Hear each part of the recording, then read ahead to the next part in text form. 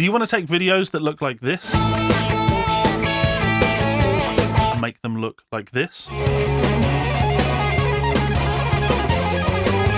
Perhaps you want them to even look like this. Or maybe you're like me and are a guitar teacher. You want to be able to show people your guitar and from time to time have tab on screen.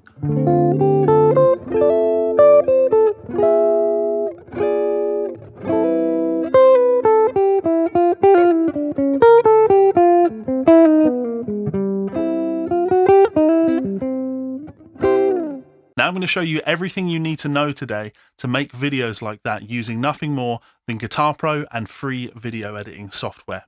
Check out my friends at Guitar Pro at the link in the description and get yourself a free 7-day trial with their software. It is a must-have. I have been using it as part of my career professionally now for almost 20 years. Well worth checking out, and this is a huge thanks to those guys for continuing to offer the best software on the market. Certain.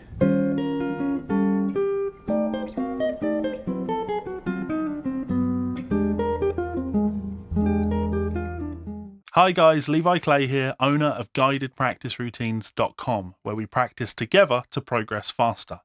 Now, those that know me know I have been a professional transcriber for 20 years now. That's a long time, but in the last 5 or 6 years, I have started making free transcription videos on YouTube as educational resources for you guys, but also to share some of the videos that I have been passionate about over the years. I love transcribing and I love making these videos, and I thought it would be fun to break down the method of making those. Now, bad news to start with.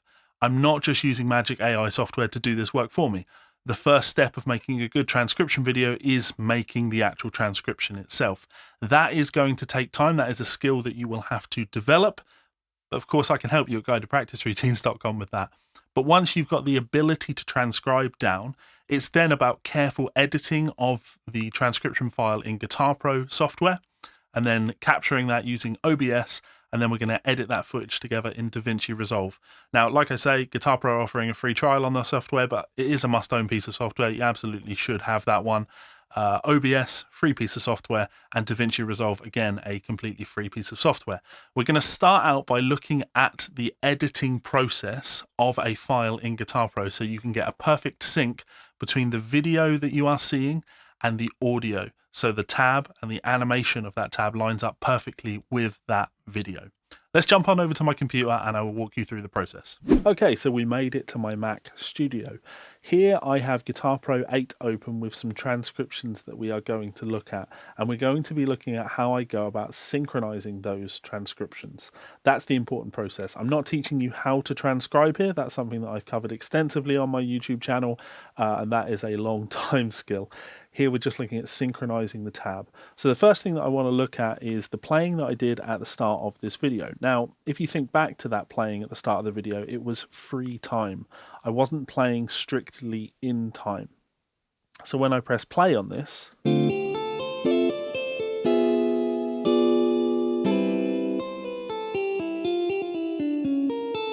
that's not representative of how the original track sounded. If in fact I've got the original track just here. I move this over, we can hear the original track.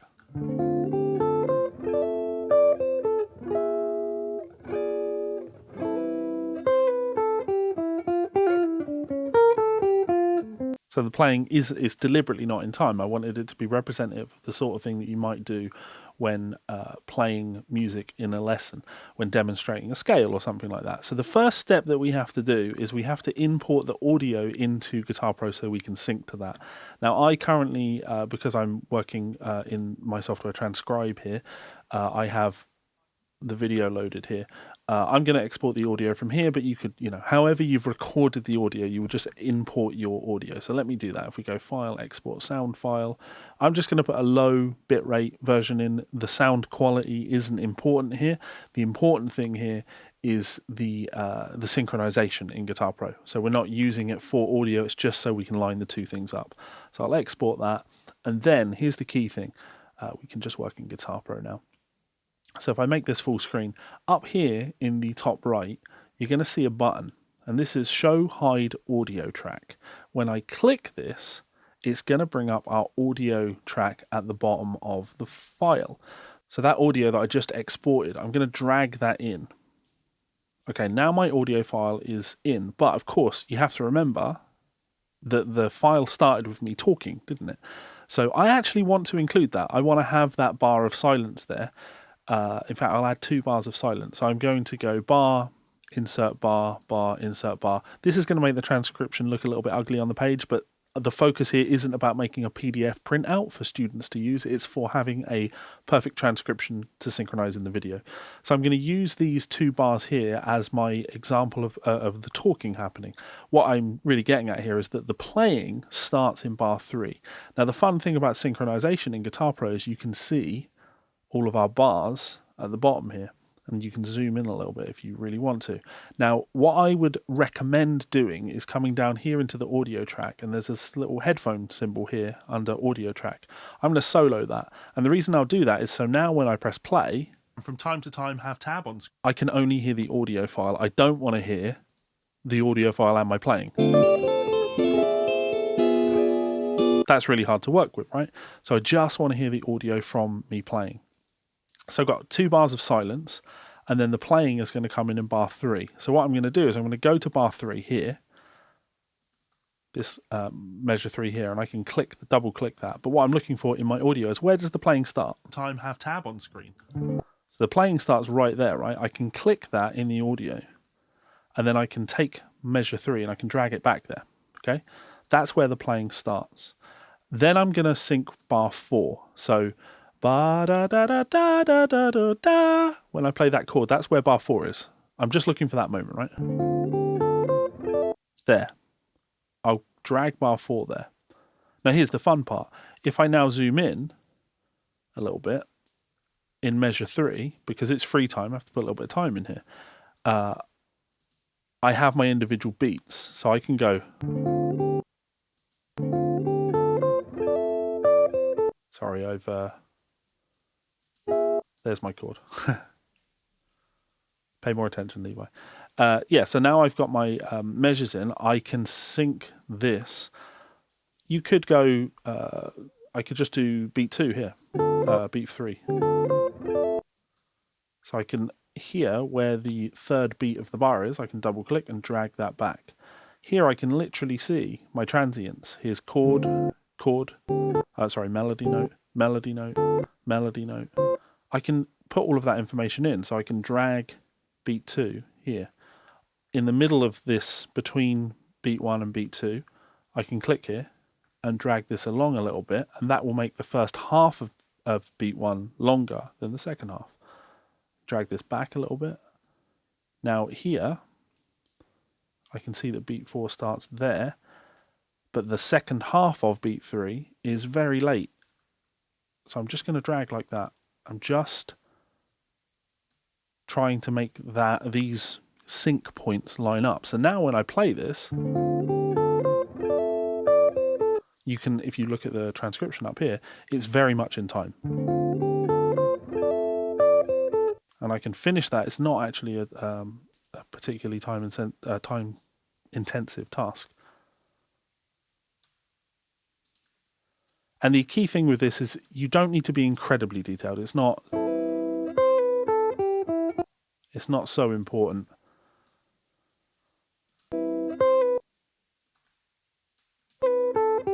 See, I'm not going to bother with this or this.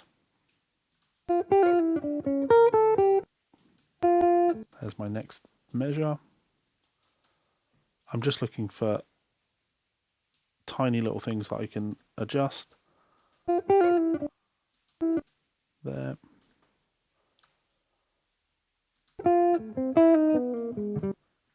See, I'm speeding up here.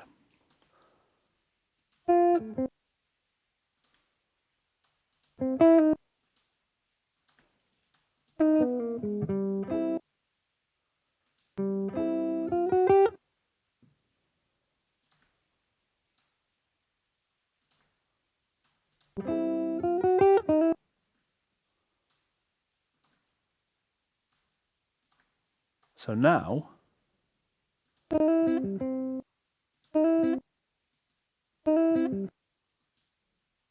we almost have a synced file.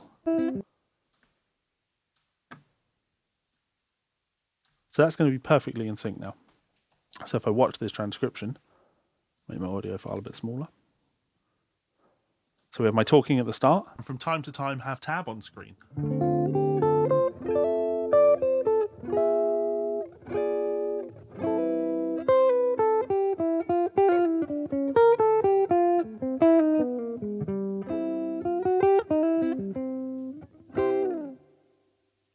You want to be pedantic, maybe change the transcription so that's...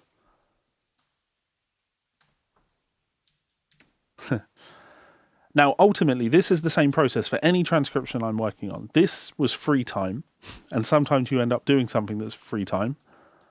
For example, this Mike Stern solo that I've done. You can see the sync points in the bottom of the transcription are quite intense if I press play on this.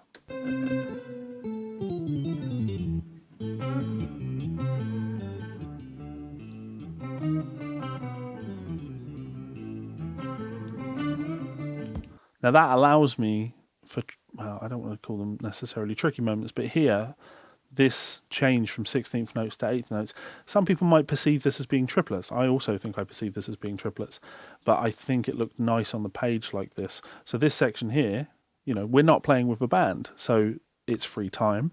Therefore, we have to play around with the sync to get everything to look good.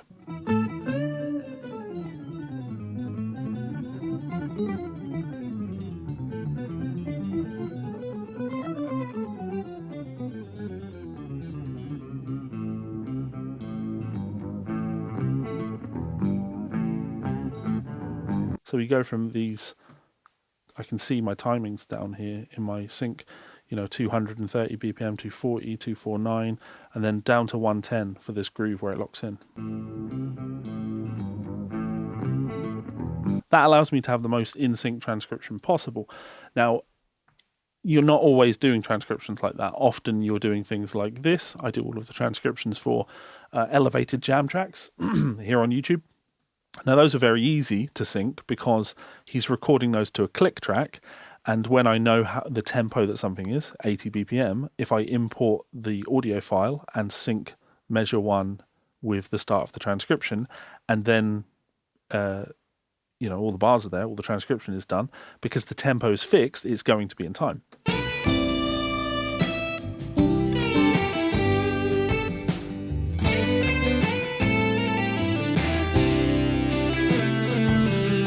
So at no point in this transcription do I have to put any sync marks in because it's recorded to a click track. You are going to find that most of your jobs are like that.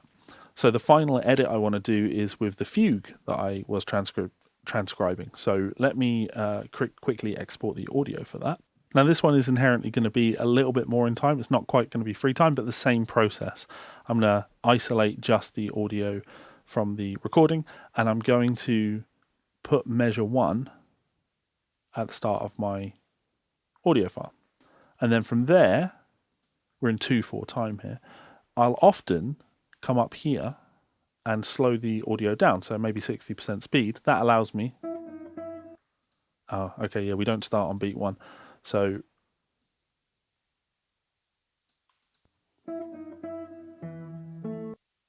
I know measure 2 is there.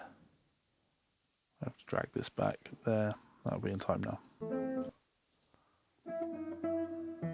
And now I'm just watching the audio play, and I can see visually where the transients are. And I'm just looking for things that line up. Anytime something jumps out as being off, I'll know I need to correct it. The problem there is if I make a change in bar 12, everything before it will change.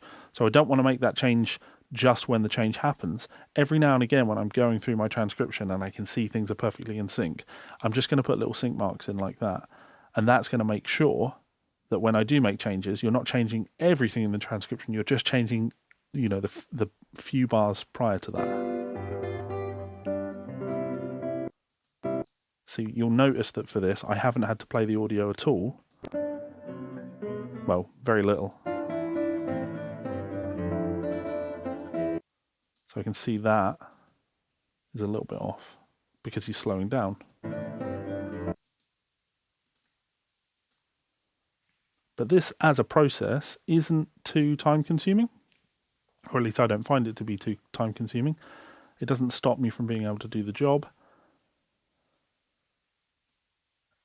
But the time put in here really helps the transcription to be perfectly in sync on screen, or as in sync as it needs to be for the viewer.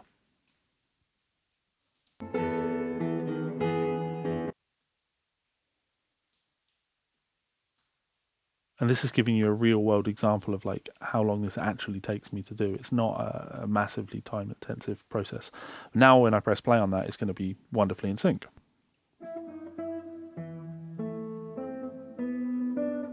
Take the timer off.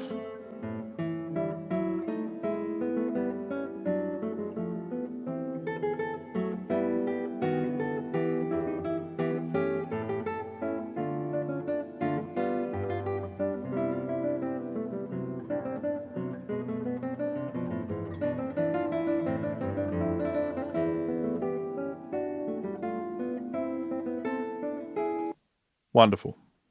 Okay, so we've got a transcription now that is perfectly in sync. What we need to do now is somehow get that transcription as a video that we can edit. Now, you can't actually do that in Guitar Pro because Guitar Pro is just notation software. It's not video software. We're going to use either OBS or some sort of inbuilt screen capture software that you would have if you use a Mac in order to get that video. Let's jump on back to the computer and I will walk you through exactly how I go about doing that. Okay, so we're back at the Mac. Now what we have to do is export this as a video file. Before we do that, it's worth talking about properties. So when I press play in any of my transcriptions, the first thing you'll notice is that the bar is yellow when it plays. That is a properties function. You can have it that color. You can turn that off. And the way we'll do that is if we go up into Guitar Pro preferences in your top menu, let me drag that over here, we can look through this and look at the interface. Now under interface score, I have playing cursor style smooth, but you could have each note. And when I play now,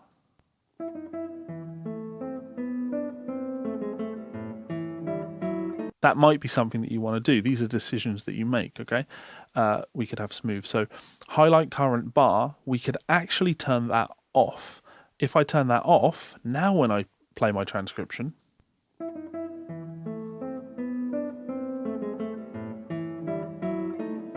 we're removing that.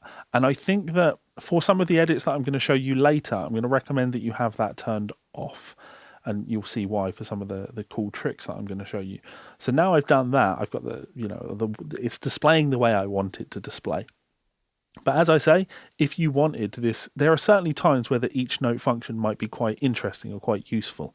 If you had just tab on screen and chords that were playing intermittently and you didn't want a scroll bar going through, you wanted it to jump from chord to show you where you are, that's totally a function that you might use, okay? So we're going to leave that like that. From here, the next thing that you have to decide is how you want your tab to display. We have tons of options here. So up in the top left where we have our show hide inspector, if I click on that, it's going to bring up my information in the right hand panel. I don't think, I can't make that any bigger for you. But the important thing here is notation here, this line of notation. Now, when I'm looking at this line of notation, there are 4 important boxes or 4 choices that we get to make, okay? There is the first one, which is tablature notation. The second one is standard notation. The third one is slash notation. And the fourth one is numbered notation. Now, you can actually have all of those on. It would look like that. That's incredibly messy. We don't want that. If any of you have watched my transcription videos on YouTube, you will know how I prefer to have mine displayed. I turn the notation off. I just have tablature. And when we have the tablature, it also shows rhythmic notation, which is valuable. But in this particular instance, where I've got a fugue transcribed, the notation is actually quite useful to us because it helps us to distinguish between the lower voice and the upper voice in the fugue. I can see here, for example, that the lower note here is sustained whilst the melody notes are played out over the top. Whereas when I turn off the notation there, you can see it there, but it becomes a little bit messier. And I think that notation has its benefits. The only reason I don't include notation in all of my videos is ultimately it takes up too much space on the screen, and I'm trying to make things that are visually appealing. But of course, if you were to download any of my transcriptions, you do actually have access to that. So besides that, you do have the slash notation, which is good for chord charts. If you were writing chord charts, you would use slash notation there. And then finally, you have numbered notation. I'm not a fan of numbered notation. In this instance, it looks terrible because I haven't actually put keys in. But if I were to jump to transcription like this, it's going to look more acceptable. What it's demonstrating, or what it's showing you, is the interval in relation to the key. Like I say, it's not a function that I'm particularly fond of, but there are some people that do like that, or at least having that as an option. So you need to make those decisions of how you want visually the thing to display. So I'm going to be recording two of these, right? I'm going to do the fugue to make the notation the way I did at the start, and I'm going to be doing the playing example that I had of my free time playing.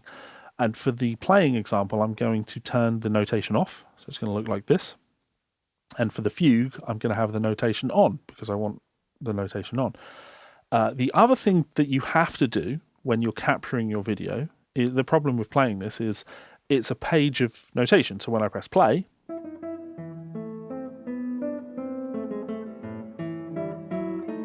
we're scrolling down a page. Guitar Pro has lots of different visualization options. If we go up here into the top left, you're going to see the view page or the view option. And I currently have it on page grid. But when you're capturing video, you want to change that to screen horizontal. Now, when I do that, boom, now my notation is going to scroll endlessly as far as I need it to. And, if I'm doing like a Mike Stern solo and I do that, this is what I'm actually capturing. When I press play in this,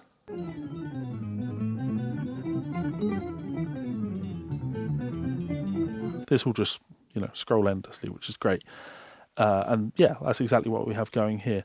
You can now kind of see the other reason I don't use standard notation in my transcription videos on YouTube, because you can really sort of start to see the empty space between these.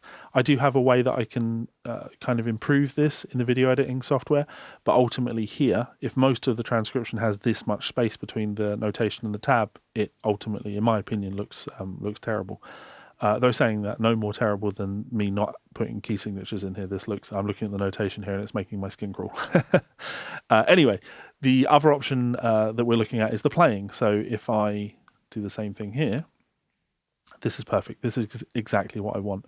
And what I would recommend is always have some empty space at the end of your transcription, because you don't want it to finish capturing and to then jump back to the start of the transcription. Same idea with the fugue. I've not finished transcribing this yet, but you get the idea. Cool. So we've set our transcriptions up. There is one last thing to consider before we actually do the transcription itself, and that's style sheet. So if I go into File, Style Sheet, that's going to bring up your style sheet in Guitar Pro. And the reason I draw this to your attention is it's going to allow you to play around with things like global score proportions. So you could make things display larger. You can create a similar effect with zoom though. But most importantly would be texts and styles. So I'm just using the defaults for my transcriptions here, but for this one video, let's not use default here. So I'm going to change my fret numbers, and I'm going to change to from Arial Black to, let's do, I really shouldn't do Comic Sans just for the meme, should I? Let's just go cliche. Let's go Times New Roman. Okay. If you watch when I press OK now, or apply, my tab numbers have changed, right? I actually don't like this font for tab, so I'm definitely not going to use it, but maybe we'd use bold and bring the point up to 10. You could have your transcriptions look like this if you really wanted to. I'm not wild on it, so I'm not. I'm going to change this back to Arial. It's a comfort thing, isn't it? Arial Black's quite nice.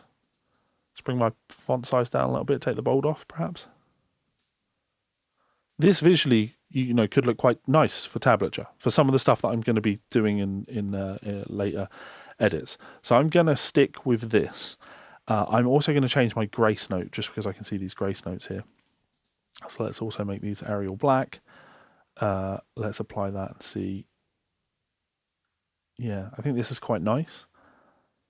But like I say, you could go through with every single option here and have visual representations the way that you want them to look. I will also do my chord symbols.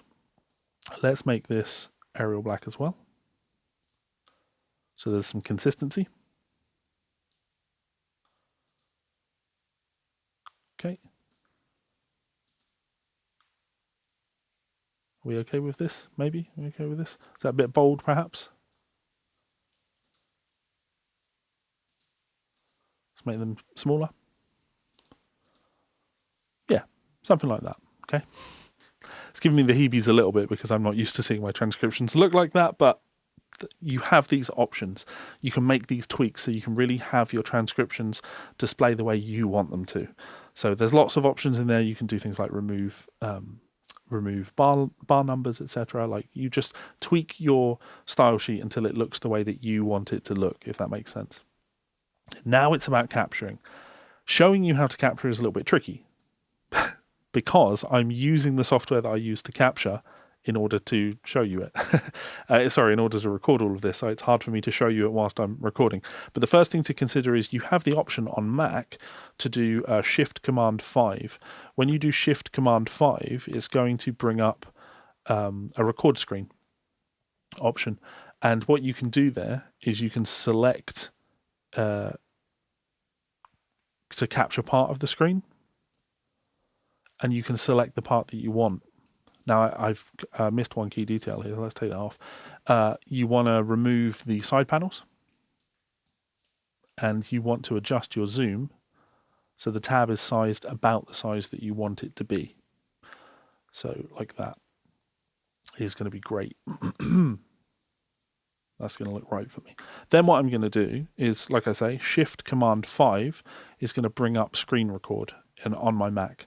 And if you wanted to, you could select just a small part of that and I could literally just screen record this. That will work. Then when I hit record and press play in Guitar Pro, so I'll hit record on that. Now this is recording. When I now hit play here, this will all be recorded. And from time to time have tab on screen.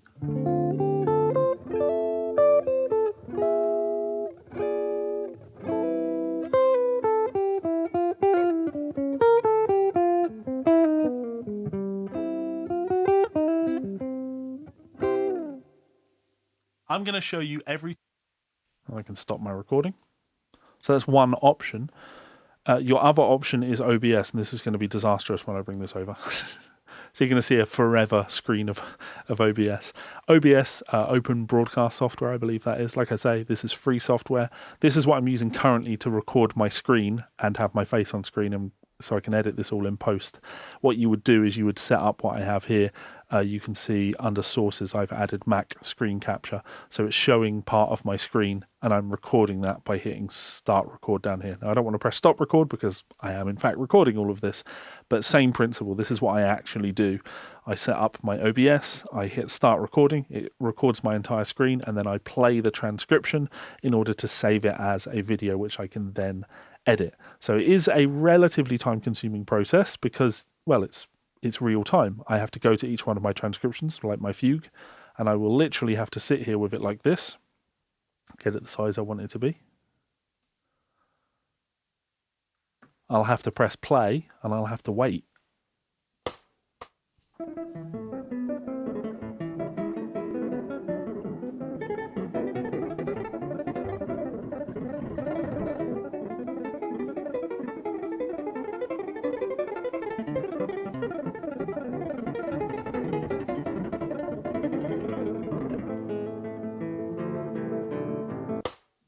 Now I've recorded that and it's something I'm going to be able to work with. Of course, the real-time aspect of that I had to sit there for a minute, but sometimes, I'm doing a transcription that's 12 minutes long. You spend hours doing the transcription, then you have to sit and wait for 12 minutes while you screen capture it. But like I say, there is talk of including a sort of transcription export feature in Guitar Pro 9, or at least that's what I've been told that is something they're working on. That's a very cool feature. Right, so we've got everything we need. So now we have a perfectly in sync transcription and an export of that transcription in video form. Our next step is going to be to import these into video editing software to combine the original video with our transcription. I'm using Davinci Resolve for this, which is free. I've been using it for a long time. Great piece of software. Let's jump on over the computer and I will show you exactly how I go about doing this and some creative options that we are afforded here where we can make things look a little bit different from other videos. So let's bring up Davinci. So I'm using Davinci Resolve Studio, which is the paid version of the software, which just gives me some additional features that I'm able to use. But you can do all of this in the free version of Davinci. It's totally fine. So if I bring up an untitled project, create a project, this is a pretty simple process. If I'm honest, what I'm going to do, make sure this fills the screen. There we go. So when I open it up, we have clips that I need to load into my media pool. So I'll bring those up. That's going to be our screen recording that we just did. Now here I've got the option to change, it's automatically going to change frame rate. I've got my screen recording and I've got the playing video that I was doing. Now I haven't color graded this or anything. I guess I can briefly show you how I would go about doing that in Davinci here. Yeah, we'll just work with this for now. So I've loaded those two things into Davinci. Now, in the bottom, I'm currently in the quick edit screen. If you look down here where it's, oh, you can't actually see that. Sorry, let me make that. There you go. Down here, I'm in quick edit. If you come over to this second window down here, this is my actual edit page. What I'm actually going to do now is I'll take these two clips and I'll drag them in. Now, it's just occurred to me, there is one downside of using the screen record in Mac. When you screen record in Mac, it doesn't record any of the audio. So syncing them can be a little bit of a pain, whereas when I'm working with exported transcription visual audio, I can use the waveforms to line things up. But let me walk you through the process either way. So before I load that in, this is an important step. You can see that there's actually black bars at the top and bottom of my screen, and that's because I film in a different resolution. It gives me the option to change and crop and cut things. So underneath my player window to the bottom left here, you're going to see this little transform icon. If I click that, it's going to bring up adjusters for the size of my video, and I'm just going to drag that so I get my full guitar and have things framed the way I want it to visually look, if that makes sense. Yeah, I'm going to leave it like that for now. Same thing with screen record. So I'll drag my screen recording in, and this is where I'm going to have to do a little jiggery pokery to get these to line up. So I'm going to look in the audio for when my playing starts. I have tab on screen. Playing starts here, so I can visually see that. Now I'm just going to drag this bar, and what I'm looking for here is where this chord hits. So it's like here, right? If I click and drag this there, and then this was where the playing started. Just clicking around, I'll drag that back, drag it along. And yeah, I have exactly what I need. This is going to be in sync now, so when I press play. Guitar, and from time to time have tab on screen.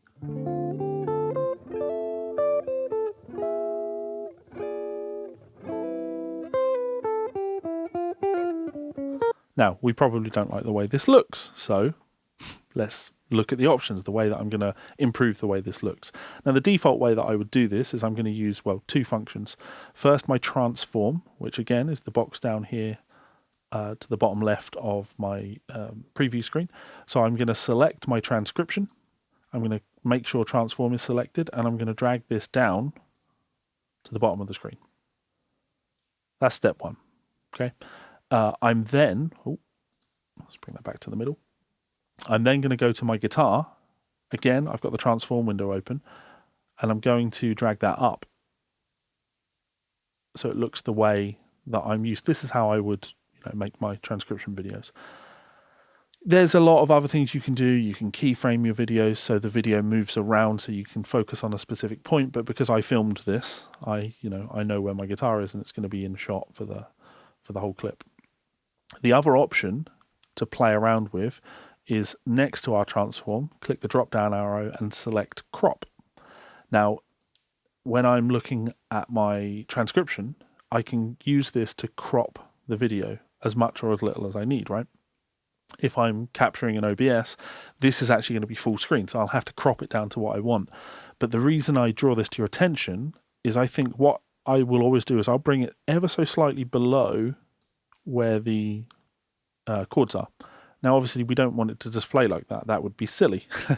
But over in this window on the right, which has all of our video information, under cropping, if I select cropping, this is another way to control everything I did over here on the left. I'm going to use this softness function, and when I do that, it's going to create a soft edge to that crop. So you could, I could crop low and then have an aggressive soft edge on that.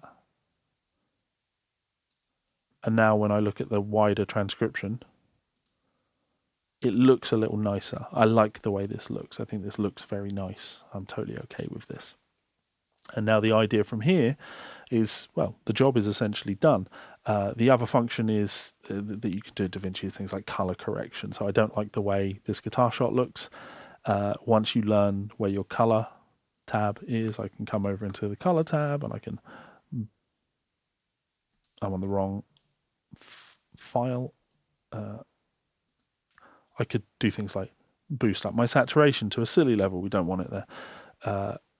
I'm going to have my saturation probably around like 65. And I'm going to darken it up a little. What's going on? Just making little tweaks to my color wheels to get my footage looking roughly the way I want it. So it's a very subtle difference, but before the footage looked like that, and now with a little bit of saturation and color adjustment, I've just brought a little bit of color and life into the footage. This is something that I'm always doing with my work. I'm trying to make things look visually appealing, right? So now I have a video edited. And in theory, this is what I'm going to do with all of my videos. This will be in sync.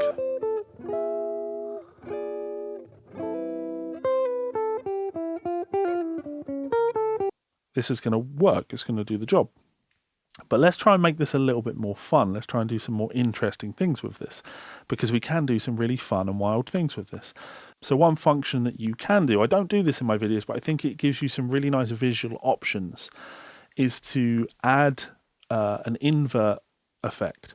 So if I come up into my effects in the top of the screen and click search and type invert, this will be under filters.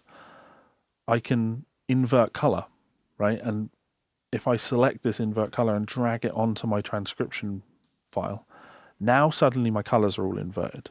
Now we have white tab on a black background. And it's worth noting that is in fact white tab on a black background. If I move my guitar behind it, it still is an actual black background that's on. And now I'll be honest, I think this looks really, really good. I think this looks really, really good. I think that if you wanted to make tabs with black and white tab, I think this is great.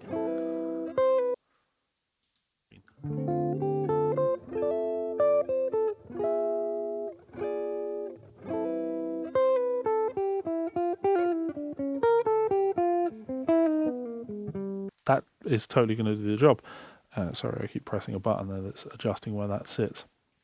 But the other option you have here that I've been playing around with recently that I think looks really, really nice is under composite mode here. We have composite mode normal. But if I select the transcription video and change my composite mode to add, what this has now done is it's removed all of the black. So now we're just left with white tab. So now if I drag my guitar back to where it was,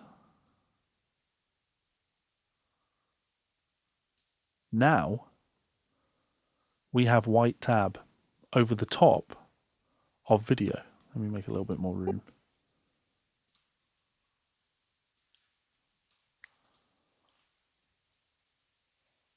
Now we have white tab over the top of video. Now I think this looks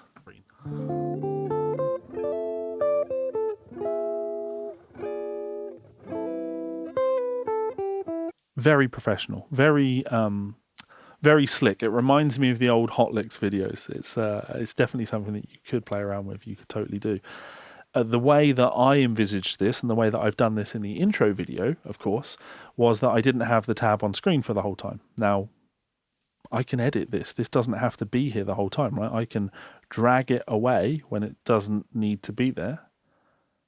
And then I could put a blur fade in on that. And now when I play my track, there's no tab. Your guitar, and from time to time have tab on screen.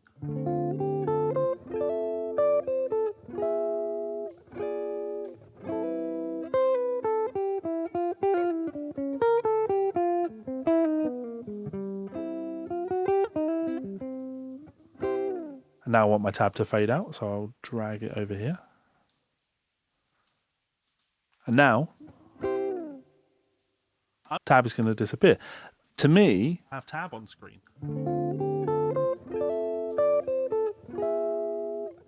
That looks great, you know, and it's something that you could use how you see fit. Like the way I have it here is displayed at the very bottom of the screen, but if I wanted, again, I can use my transform. Maybe I want the tab to be a little bit smaller. Maybe I want it up here. I don't know why I would do that because it's going to clash with my t-shirt. You know what I mean? Like if the layout of the screen facilitated that, if your visual look facilitated that, we could have our tab like that. Tab on screen. There's actually this cropping issue on the left, so I'm just going to crop a little bit more.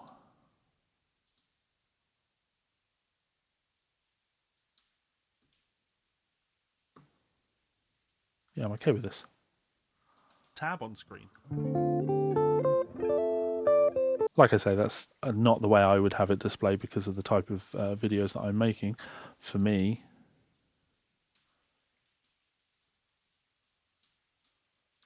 I think this is visually quite appealing.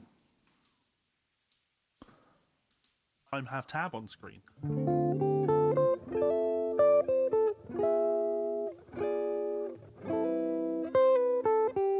But if for whatever reason you decided, you didn't want the tab to have the background, we could do that. And the other fun thing is when we're in this composite mode, we have the opacity, and I can adjust the opacity of that to make the tab, harder to see or less hard to see, if that's what you so desire.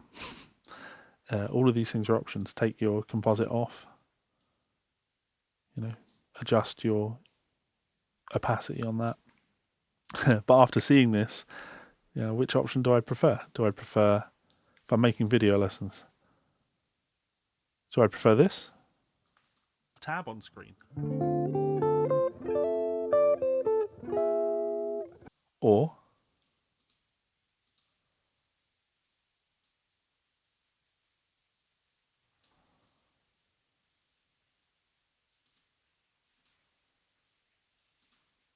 this. I think this looks great.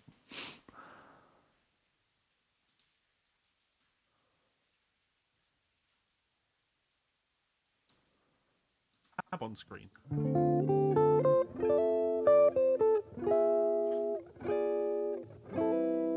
Now I've got something that I think is great. Now I need to export my video. So I'll jump over to my final window here, which is the bottom right. Now I'm not teaching you everything you need to know about DaVinci. There is an audio window where you can do edits to your audio and color grade, and a fusion page where you can do, special video animation tricks and tools and all of that. So it's a great piece of software. I'm just doing something very, very simple here. I have a custom export. I'm not editing in 4K currently. And it really is as simple as, I've got my footage that I want. I'm going to save my footage. Let's put that in my portable hard drive. We'll call it playing. Don't call it playing because there's already a file in there called playing. Playing 2. I'm now going to add that to my render queue, and then I'll render the video. It's just going to render that footage for me as a video file. Now, of course, in this particular instance, I'm doing all of this editing and rendering here in front of you, but if I'm making a video, I wouldn't render this out individually. I do the entire video edit in one large project. Now, if I jump into my portable folder, I have my playing to video file here, and this is not the exact thing I'm uploading to YouTube, but when I'm making a transcription, people your guitar, and from time to time have tab on screen.